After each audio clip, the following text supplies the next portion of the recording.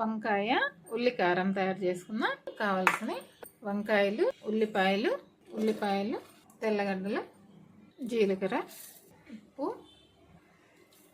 కారం, మనకి రుచి తగినట్టు ఈ మొత్తం మిక్సీ పట్టుకోవాలి.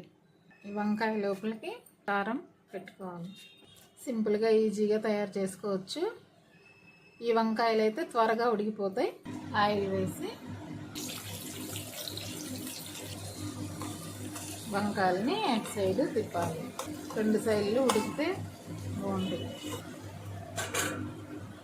మిగిలి ఉన్న ఉల్లి కారం పేస్ట్ని దీంతో వేసుకోవాలి.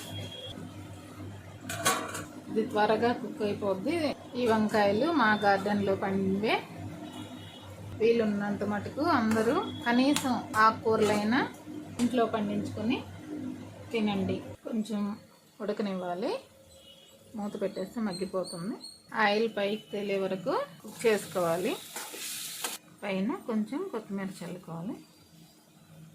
వంకాయ ఉల్లికారం రెడీ అయిపోయింది. ఎంతో టేస్ట్గా ఉంటుంది. వీడియో నచ్చితే లైక్ చేయండి, షేర్ చేయండి, సబ్స్క్రైబ్ చేయండి. ఒకసారి కర్రీ ట్రై చేయండి.